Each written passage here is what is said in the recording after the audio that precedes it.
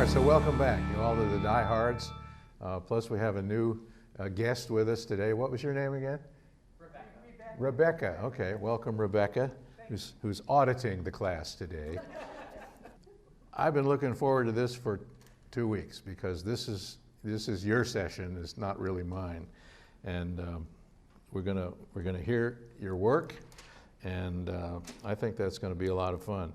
What we got, I got 6 submissions. Well, it turns into 7 because Don said he brought his today, and so I'll fit him in at a certain point.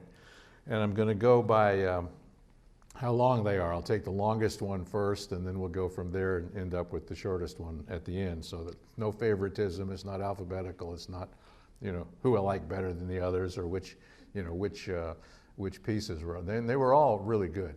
I was quite pleased with them. And, I'm obviously not going to grade them or anything like that, but I could see where, which exercise you picked for the most part, and that I could see how they were fairly crisply written. There weren't a lot of adverbs, and so a lot of stuff that we talked about. The bad stuff did not appear, and some of the good stuff did appear. So I think that's makes me feel good anyway. I hope it means that you all have learned a few things and taken some stuff away. So, like I said, we'll start with the longest one, which happens to be Carol Ingram. So if you wouldn't mind coming up and reading your piece.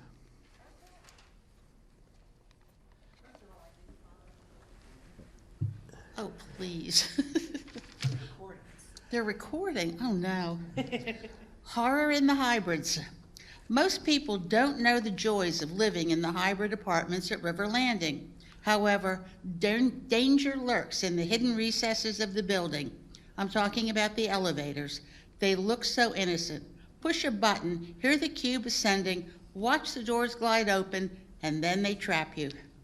I've had the pleasure of being in the elevator when it closes and traps you for what seems like an eternity. My elevator partner, from now on known as EP, claims we were in there for 2 hours. I'm not saying she's wrong, but panic changes the perception of time. First, you pick up the phone they conveniently place in the elevator just for situations like this. They really want you to have faith in the machine.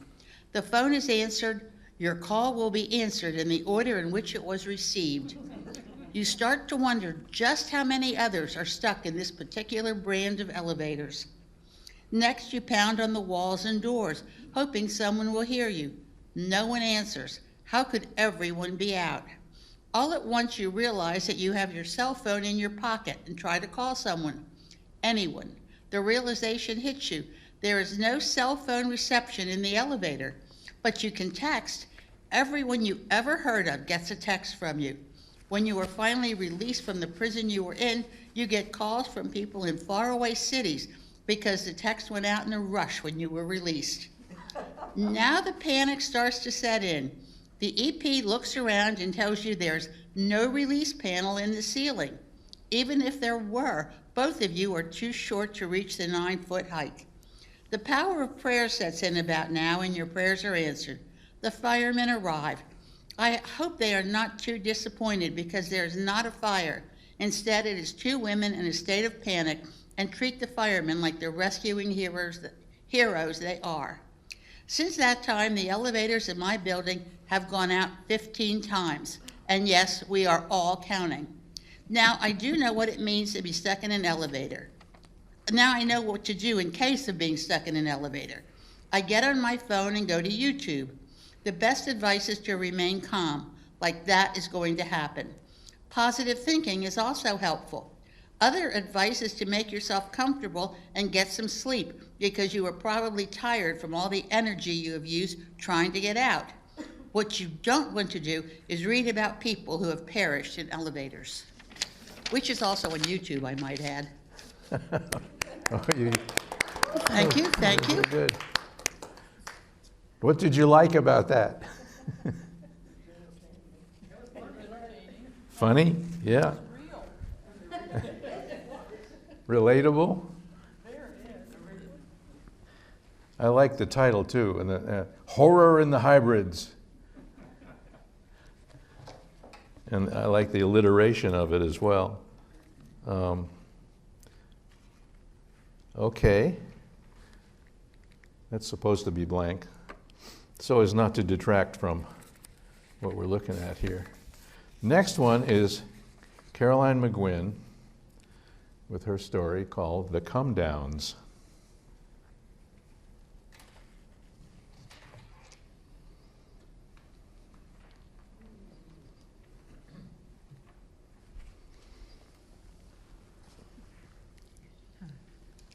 It was my first plane trip. All was magic.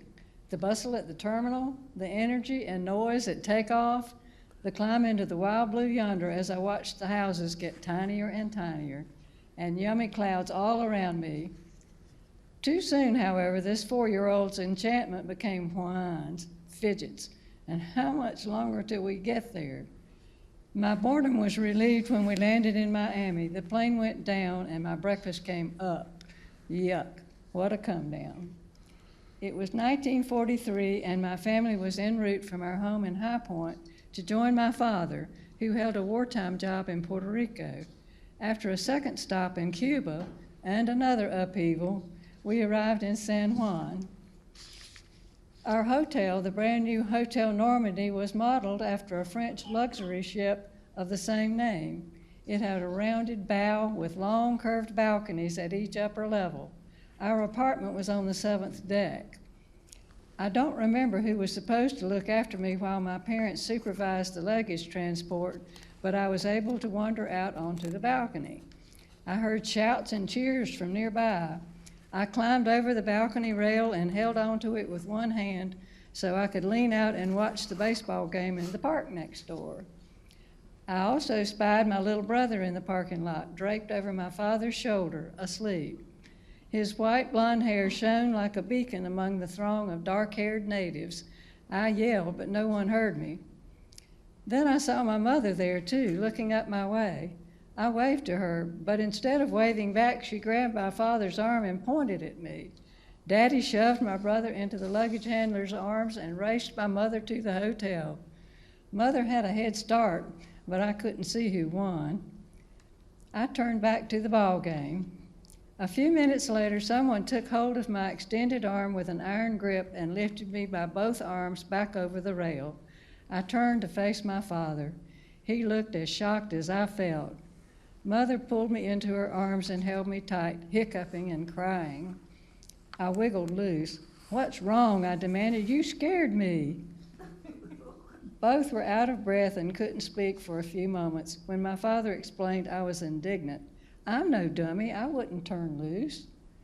We moved that same day into a quickly refurbished beauty parlor on the ground floor. Our new apartment had beds in the living room and 7 big sinks spread out along the kitchen wall.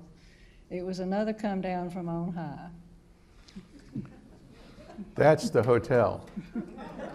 So you can imagine little Caroline hanging off one of those balconies.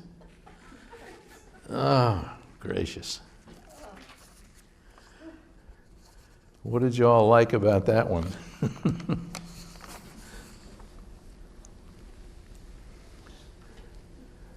Well, okay. A great many things, I'm sure. I think there are lots of things. You wanted to catch your breath, and I wanted to be right there and say, "Don't stop." How could I? So I felt like I was in the story. And thinking, identifying with the mother, not with you. I did too. Yes. I myself found it very easy to picture exactly what was going on. Of this little girl on the plane and upchucking and changing planes and then hanging out that balcony, because I hate heights. And I'm like, oh. So. Yeah, it was. It was a good description of what was going on. I thought this one and Horror in the Hybrids, they both had good titles and good first sentences as well. Most people don't know the joys of living in the hybrid apartments at River Landing. Okay, well, that kind of grabs you. It was my first plane trip. All right, obvious setup, which is good. Also, the use of good use of short sentences and good first lines in the paragraphs. You know, we talked about having many of the paragraphs should have good first lines that kind of draw you into the paragraph, and then the rest of the paragraph explains what's going on. And then you used bookends. The title is actually one end of the bookend, and then at the end it was the last come down or final come down or whatever it was you said at the end. So that was a good use of that technique as well. Let's see. I think Maxine is next, so we will let her come up and read hers.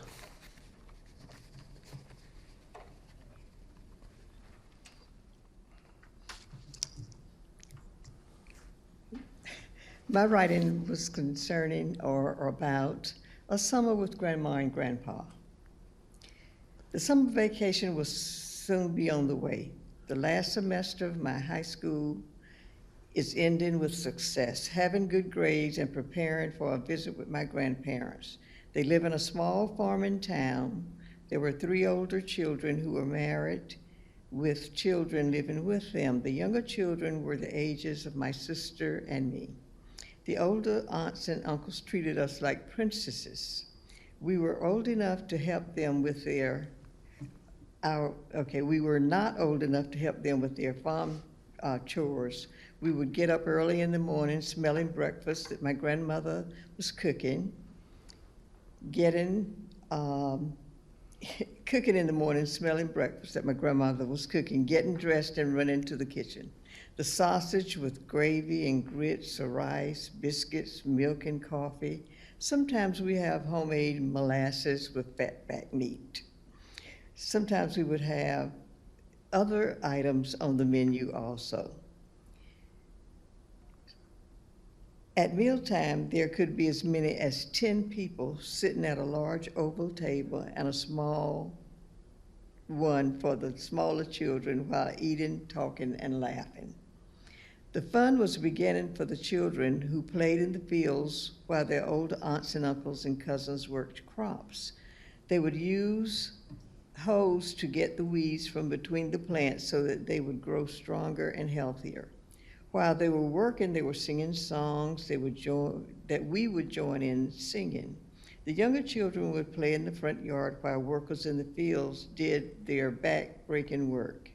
The youngest aunt was in elementary school. She would teach the younger children beginning to learn to read, write, and numbers.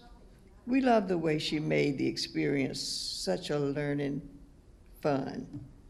We were too young to understand that the older uncles and aunts in my family at that time could not attend, the older uncles could not attend the elementary school after 3rd grade.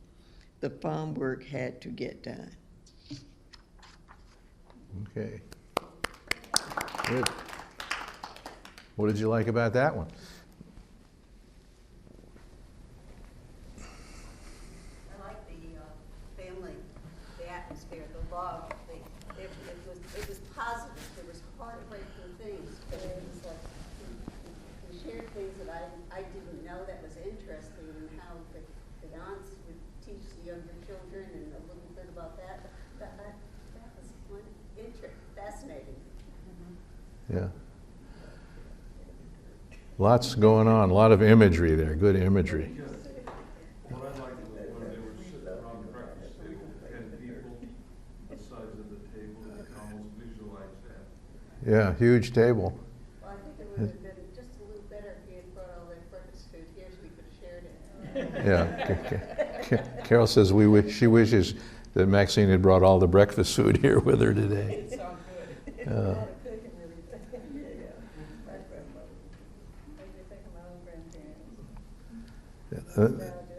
And there was good music kind of in the way that the words flowed. I think that was really nice. Okay, let's see. Don is up next, and I have no idea what he's going to do. I just followed My story is based off this picture of the car with the young ladies standing there with the suitcase. I called it whirlwind. Whirlwind. After driving late into the evening, then visiting with the family, I'm sound asleep when I hear banging on my bedroom door. Mom is doing the banging with her mom's voice. Philip, get up. You have to take your sister Margarita to the bus stop, and you only have an hour. Then I remember that Margarita, or Margaret as she's known outside of the house, is off to college this morning. Sometimes being the oldest in the family is hard. The younger brothers and sister have grown while I've been away. Margaret has worked hard and gotten good grades, and she's earned a scholarship to the Teachers College in Las Vegas, New Mexico. This morning is the beginning of her journey, and I have to get Margaret to the bus stop. My eyes open wide. The exhaustion from yesterday and the past week working in the mine is gone. Shave, brush my teeth, and shower, get dressed, and I'm downstairs. Kissing Mom on the cheek with a, "Good morning, Mom." Gulp some coffee that was handed to me. "Where's Margarita?" "Mom, she's in her room finishing getting ready. Her suitcase is by the door." I rush out of the house, grabbing the suitcase on my way to the car. I've just bought it, a 1959 Chevy Impala convertible. It's loaded with everything under the sun, even the big V8 engine. When in high school, I took welding classes, and after graduation, I went to work at the open pit mine in eastern Arizona as a welder. That was in 1955. Now 4 years later, and I'm home and taking Margarita to the bus stop so she can start her adult life. I like that. That's totally different than what I had thought of on that story.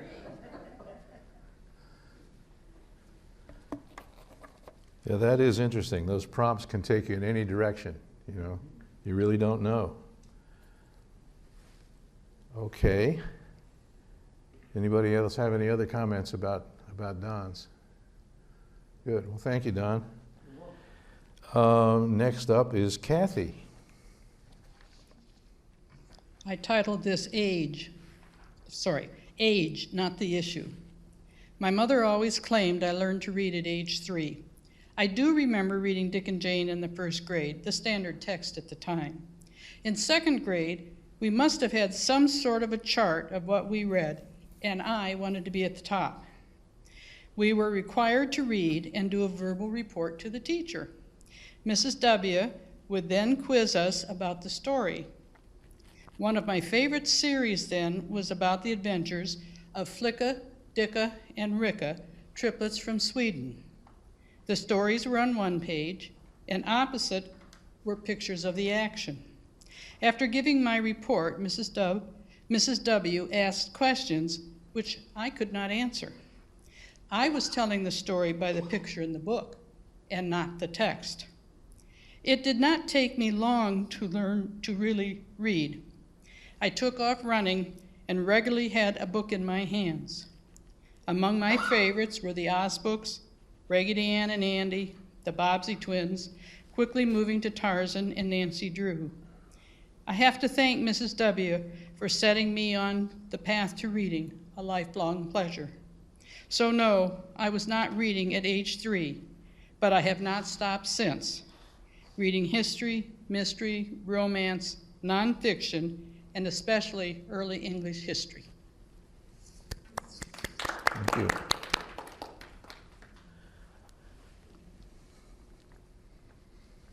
So that was the, you chose 2A, childhood experience.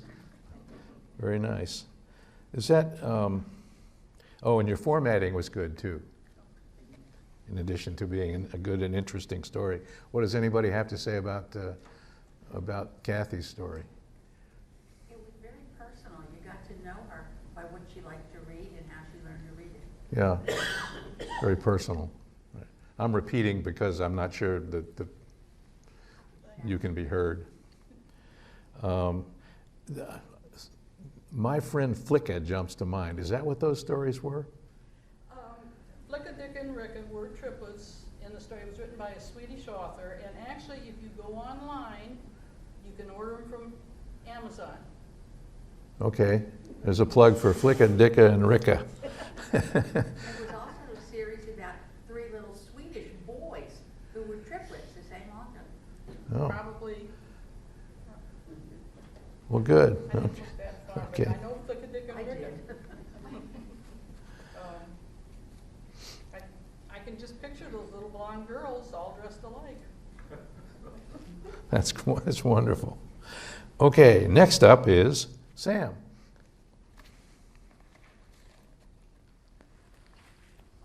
Mine is short and not very creative, but anyway, here it is. Titled, What If? I was goofing off in the hall one day of my senior year of high school when Mr. Jones, the principal, stopped me and asked where I was going to college. I laughed at him because college was for doctors and lawyers' kids.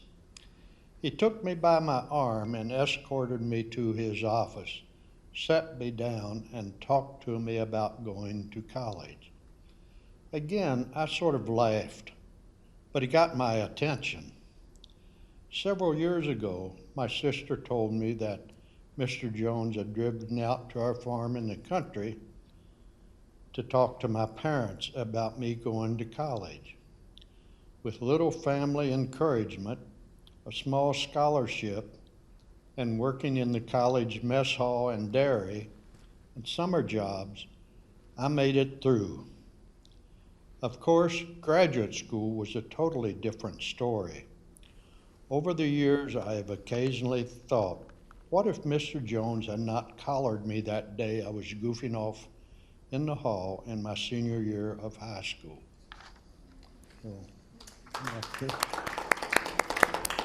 Comments? I'll tell you what I liked about it. One story was interesting. What it said to me was influence we can have in children's lives if we see something and then spoke to them and encourage them. And I like that. I like that he encouraged you and you, intellectually you might have said no, but emotionally it was a spark. Yeah, I had never thought quite like that, but if he hadn't, He'd probably be pumping gas. And we wouldn't be here because we wouldn't be. That's right. Well, it's interesting too that both of you had Mr. Jones, you had Mrs. W to thank for putting you on the right track. What? I couldn't remember all of her last name. That's all right. I think back on some of the teachers I had too, and I wish I could go back and thank them, but unfortunately that's not going to happen. And so whether I remember their whole names or not, it's too bad. But The way it started with the what if, I thought that was. yeah, good title. And it was crisp, and your formatting was good also. So, and a good opening line. Kathy's was a good opening line too. So, all right. And finally, we have Carol. Surprise, surprise. The title of mine is Rules. It was a dark and stormy night. I'm not supposed to start that way. However, I've always been somewhat of a rule breaker. So, what to do if breaking a rule initially got me into this dilemma? House rule number 1, be sure the back door is secure so Charlie, our dog, doesn't push through the door and escape again. Rule number 2, if rule number 1 is broken, then the guilty party must find Charlie. Hence, here I am, 10 p.m., with a storm approaching, looking for Charlie, who is totally fearful of storms. Did I mention it was a dark and stormy night?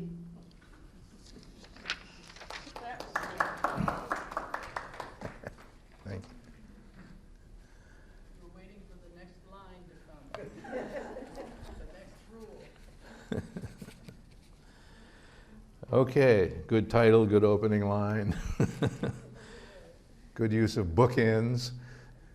So, and crisp. Oh, and formatting was good. Well, tell you what, did you all enjoy those? Yes. Doing that? Yeah, I congratulate you. You forgot something. I forgot what? You didn't ask me to comment on Don's story. Oh, well, please comment on Don's story. Yeah. Gee whiz. Okay. I liked Don's story. I liked, there was a family flavor and a hominess with it. I liked that he obviously was so in love with cars when he looked at that. It wasn't his sister, it was the car.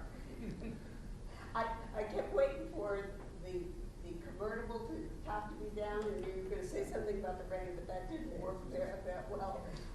So I thought it was charming and delightful. Thank you.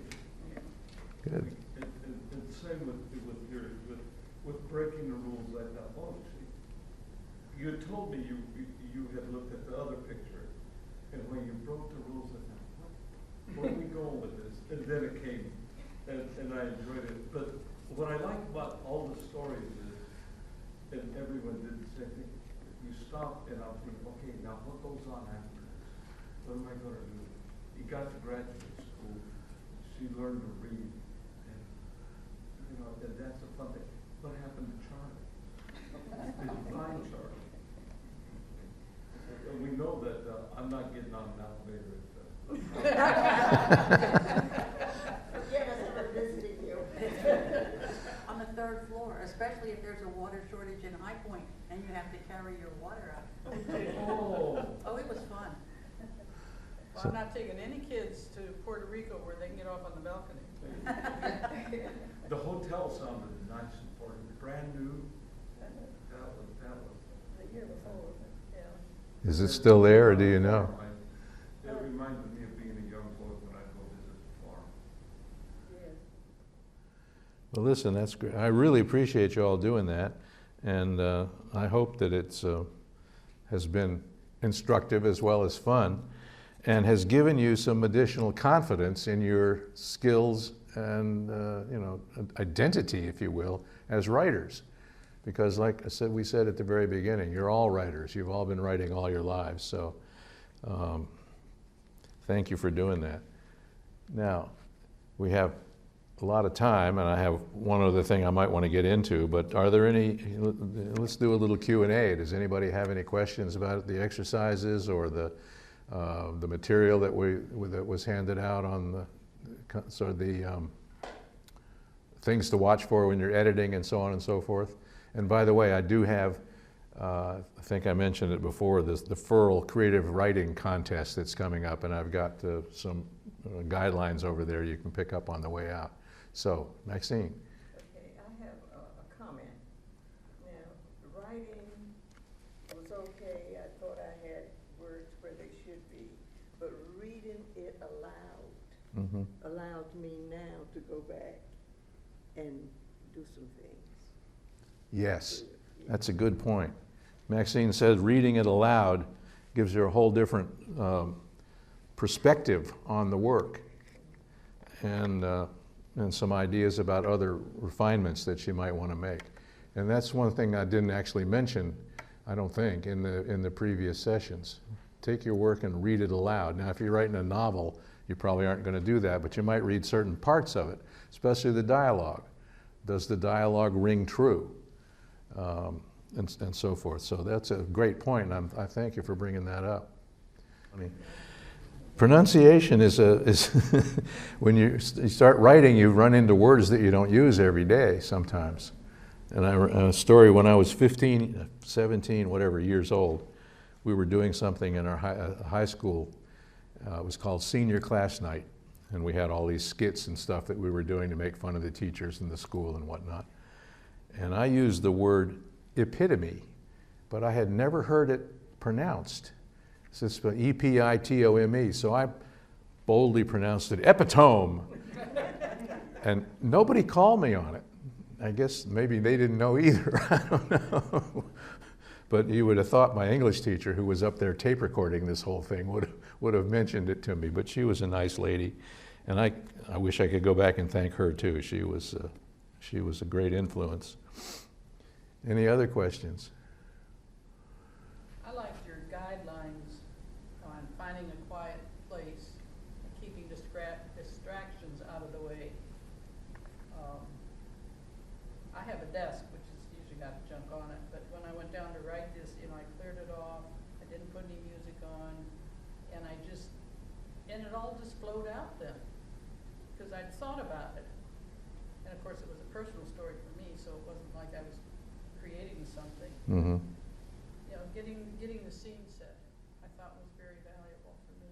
Yeah, thank you. Yeah, getting a nice quiet place to start with is really key, really important.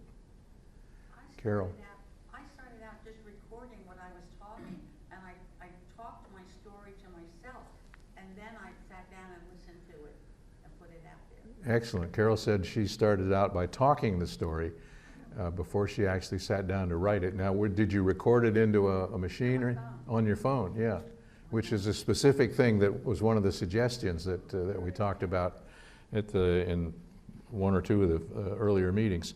I couldn't do it with the book, but you're right. It was a really good way for me to hear what I was going to put down. Yeah. Yeah, I tell everybody that, because sometimes you just sit down for the blank screen or a blank piece of paper and I'm lost. I can't do anything. Shut your eyes and talk. Anybody else? Well, since we called it Q&A, but we've gotten into some critiques of the course. If anybody has any other comments they'd like to make at this point, that'd be fine. Otherwise, I'll be happy to get them, in my box or by email or whatever. Whatever you thought, plus positive or negative, either way. So,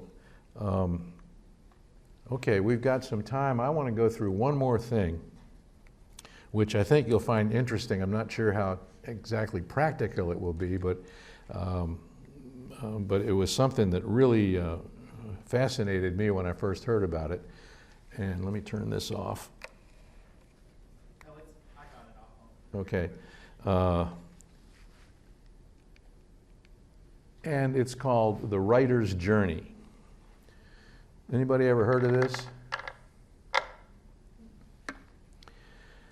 It's really, it says up here, there's simple ideas. All stories consist of a few common structural elements found universally in myths, fairy tales, dreams, and movies. They're known collectively as the hero's journey. And that's from the introduction to this book. And it's really interesting because once you've gone through these, you'll see Wizard of Oz or the Harrison Ford movies, the Indiana Jones, all that stuff. All these movies follow pretty much the same storyline. Obviously, there's variations, but this goes all the way back to stories that were written by the Greeks, I guess, and this guy. Christopher Vogler has taken that and studied it and broken it down into two sections. The first one is called the archetypes. These are the kind of characters that you find in these stories, and then after that, it's the stages of the journey that the main character or characters goes through. And I'm just going to kind of go through these, basically reading them without much comment, because I think they speak for themselves. So the archetypes, you have the hero. Now the hero is somebody who's willing to sacrifice his own needs on behalf of others, okay? And you just find that. That would be the protagonist probably. Then there's the mentor character. Maybe there's more than one. These are the people who teach and protect the heroes and give them gifts. Now gifts could be any kind of gifts, advice, it could be money, it could be whatever the hero might need at that particular time. The threshold guardian, a menacing face to the hero, but if understood, they can be overcome. So the hero has got to figure out, well, what's really motivating so-and-so? How can I get what I need by dealing with this person? Then there's the herald, a force that brings a new challenge to the hero. Shapeshifter, okay, these are characters who change constantly from the hero's point of view. Well, I thought he was this, but now he's turning into this. My gosh, I don't understand this character. And so I don't trust him. I better be wary. And then there's the shadow, representing the dark side. An ally, somebody who travels with the hero through the journey, serving a variety of functions. It could be, it could be Igor, the hunchbacked lab technician, or it could be you know, any kind of a number two, sidekick. And there may be more than one, but typically you'll find that there's one. And then the trickster, whoever this is, embodies the energies of mischief and desire for change. So these are the certainly not an exhaustive list of the characters that you find in a story, but certainly representative. And a really good story will probably have a good mix of these kind of people. Explain the threshold guardian, or maybe give an example. I'm not getting that. Well, let's see. Trying to think of a story that where, can anybody think of what that might be? Think threshold guardian. Who would that be? Think of a story where you can identify who the threshold guardian is. Say the Wizard of Oz. Who would that be? One of the witches, a Wicked Witch of the West, or somebody, or somebody like that. In the Indiana Jones movies. Sherlock Holmes movies where the guy is nemesis all the time. Moriarty? Yeah. Well, he would probably be the one who is the shadow, who represents the energy of the dark side. Well, what about if Moriarty was that his henchmen, his workers? Yeah, Moriarty's helpers, sure. Yeah. Well, I'll tell you what, Google it. Then the next is the stages of the journey. And this is pretty interesting. The Vogler has identified 12 stages that you typically find in the hero's journey. First of all, he starts off, we're in the ordinary world, okay? The hero is seen in his or her everyday life. So there's Dorothy at home in Kansas going about her business until the storm comes. Then the call to adventure, the initiating incident of the story. In her case, she didn't have much choice. The tornado came, and all of a sudden there she was in this strange land. In my novel, The Accidental Spurt, there's this guy that's been downsized out of his job, and he's looking for work, and he gets this consulting job, and he finds out that what they really want him to do is go undercover to determine what's going on with some strange happenings in this company, and he doesn't really want to do it. So he objects, and finally he's talked into it because he thinks it might be interesting, and also he needs the money. So he finally does it, but he ends up being a fish out of water. And the fish out of water concept is fairly common in these kind of stories. So there you have the refusal of the call, which I just described. Then the meeting with the mentor. The hero gains the supplies, knowledge, and confidence needed to commence the adventure. So in the case of my protagonist in that book, he meets with several people who can tell him a lot about what's going on in the company, so he becomes a little more familiar with it. Now, I don't want to go into who all the characters are, but he does go through that process. Then he crosses the first threshold. He commits wholeheartedly to the adventure. And at some point, that happens, and you can tell that he's, all right, I'm in this now. Then tests allies and enemies. He explores the world, faces trial, makes friends and enemies. So these are the adventures that he or she has as they're going through the process of the story. Approach to the innermost cave. The hero nears the center of the story in the special world. So he's getting closer and closer to finding out what's really going on, what's really behind the curtain, so to speak. Who's really pulling the puppet strings in terms of, as far as what's going on. Then there's the ordeal. He faces a challenge, experiences death and rebirth. Well, obviously not necessarily literally, but some kind of huge setback, and then he comes out of it. So that's the death and rebirth. Then the reward, he experiences the consequences of surviving death.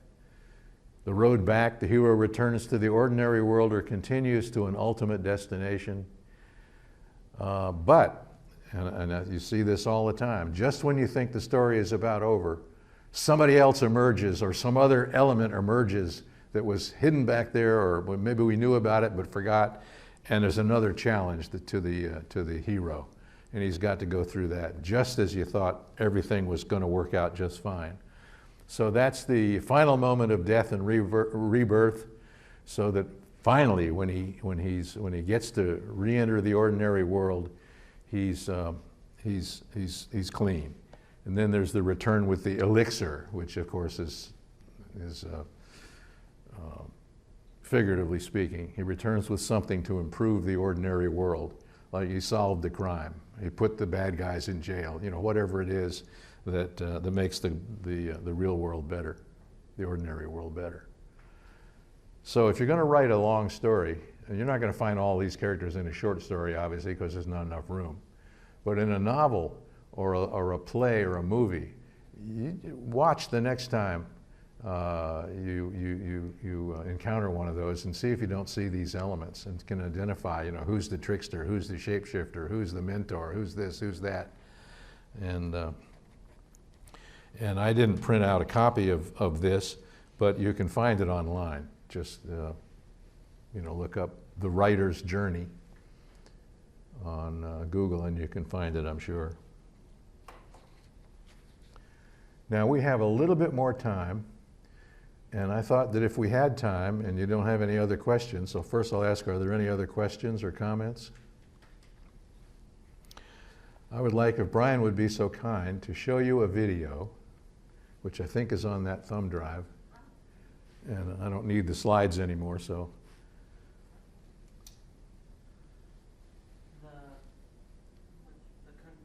county library? Yeah.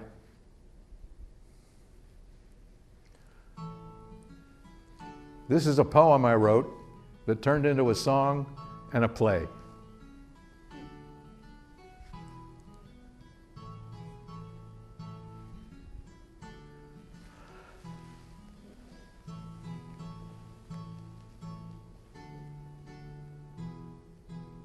Howdy, folks. Well, this is Arthur Hartland here with a special announcement.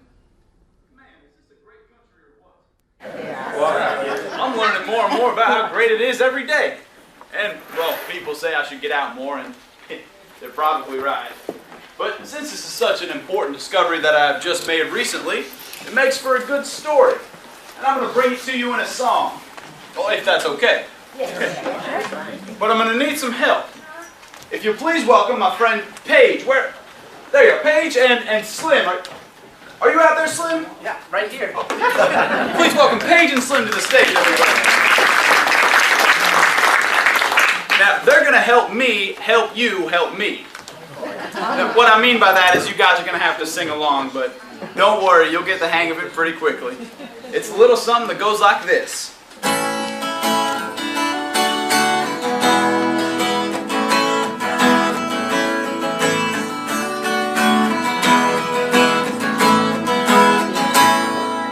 I found a place you gotta see, down the valley about a mile from me. It's called the county library, and you can take home books for free. You can take home books for free, down at the county library. Now see, that's when it's your guys' turn. Whenever Paige and Slim sing, I'm gonna have to ask you guys to sing along. We'll take it from the top so you guys can understand. I found a place you gotta see, down the valley about a mile from me. It's called the county library, and you can take home books for free. Come on, you can take home books for free, down at the county library. Not bad, not bad. That's okay. There's magazines and books galore on the shelves and on the floor. and a whole lot more. And you can smoke outside the door. There's books on tape and on CD down at the county library. There's books on tape and on CD down at the county library. Still a little rough around the edges, but you guys are getting it. Yeah. The ladies at the desk are nice, but mind your manners is my advice. Too much noise will sure suffice to throw you out like you got lice. So don't annoy the powers that be down at the county library. Sing along if you have lice. Don't annoy the powers that be down at the county library. You can check out all those books for free, but you gotta bring them back, you see. I forgot one time, so I stood in line, but all they said was, "That's a fine." Well, if it's fine with them, then it's fine with me. Down at the county library. Come on. If it's fine with them, then it's fine with me. Down at the county library. Hey, take one away. Browse the internet, there's no fee. Look for a job or buy a TV. There's no telling what you'll see, but the racy sites are blocked. Woo! Same for the kids and the family down at the county library. All the parents out there, if it's safe for the kids and the family down at the county library. Slim, take one away. Out back they've got a bookmobile. They used to be a really big deal. They say it's lost its curb appeal, but the whole idea is so surreal. There's books on wheels, well, glory be, down in the county library. There's books on wheels, well, glory be, down in the county library. They hired a man with a funny name. They lose a book, he gets the blame. I'd like to meet him, but he can't be found. Old Dewey Decimal's not around. He's hiding systematically down at the county library. He's hiding systematically down at the county library. There's Barnes and Noble and Amazon, Books A Million and Books.com, Target, Walmart, and even eBay. The only thing is, You've gotta pay. well, you don't need a literary shopping spree when you can get your books for free. Come on, down at the county library. Yeah, down at the county library. Just the audience, down at the county library. Down at the county library. All right, all right. Starbucks has its points, I guess, but it's sure not cheap and it's not the best. Hot water from the men's room free. It fills my coffee instantly. Well, that's good enough for me. Down at the county library. Come on. Well, that's good enough for me. Down at the county library. Hello? Can't use my cell phone. No, I'm just at the library. The other folks, you Actually, know. no, I think it's one of those libraries where you don't like have to be quiet. Yeah, no, they're pretty lax with that. So what are you up to? You doing Can't use my cell phone, that's no go. Disturbs the other folks, you know. So leave a message at the beep, and here's a promise that I might keep. Call you soon as I am free, when I get back from the library. Call you soon as I am free, when I get back from the library. Learn new words to impress your friends. They'll think you've gone to school again. So flaunt your tax-paid education, grammar and pronunciation. It's pronunciation. What did I say? You said pronunciation. Well, how do you pronounce that? No, it's pronunciation. Oh, okay, I got it. So flaunt your tax-paid education, grammar and pronunciation, like you got a PhD at down at the county library. Come on, if you have a PhD, like you got a PhD down at the county library. So before I quit this mortal zoo, check out before I'm overdue. Now, don't picture me in death's embrace. Just leave a bookmark in my place. Down at the county library. Yeah, down at the county library. Audience again, come on. Down at the county library. Down at the county library. Down at the county library. Yeah, down at the county library. Down at the county library. Yeah, down at the county library.